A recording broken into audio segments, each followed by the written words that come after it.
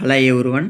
తెలంగాణ ప్రభుత్వం ఏర్పడిన తరువాత మొదటి సంవత్సరంలోనే 2,00,000 ఉద్యోగులు భర్తీ చేస్తాము అనేసి ఆదేశాలు జారీ చేయడం జరిగింది.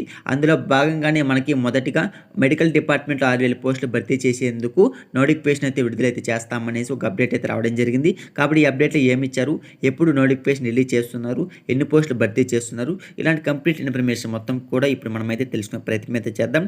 సో ఇంక లేట్ చేయకుండా వీడియోని అయితే స్టార్ట్ అయితే చేసేద్దాం. ఇక్కడ మీరు ఇప్పుడు స్క్రీన్ మీద అయితే గమనించవచ్చు.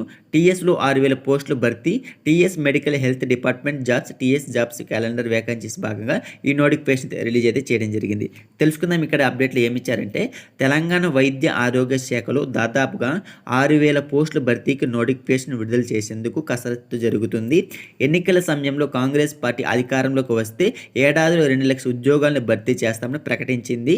ఈ నేపథ్యంలోనే అన్ని డిపార్ట్మెంట్ ఉద్యోగ ఖాళీలతో సిద్ధమవుతున్నాయి అన్నట్లుగా వీలైతే తెలపడం జరిగింది. సో తర్వాత ఏమిచ్చారు అని దాని గురించి తెలుసుకుని ఇక్కడ మీరైతే గమనించవచ్చు.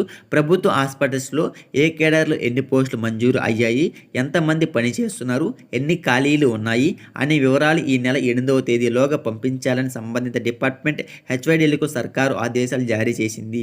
ఈ నేపథ్యంలో ఖాళీల వివరాలతో హెచ్ఓడీలు నివేదికలు సిద్ధం చేయడం జరిగింది.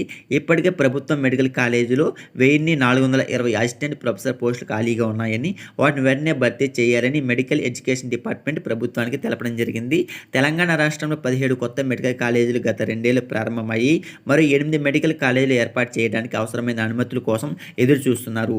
ఈ నేపథ్యంలో అసిస్టెంట్ ప్రొఫెసర్ పోస్టులు త్వరగా భర్తీ చేయాలని వీలైతే భావించడం జరుగుతుంది. సో తర్వాత చూసుకొని క్లియర్గా నోటిఫికేషన్ మెన్షన్ చేశారు.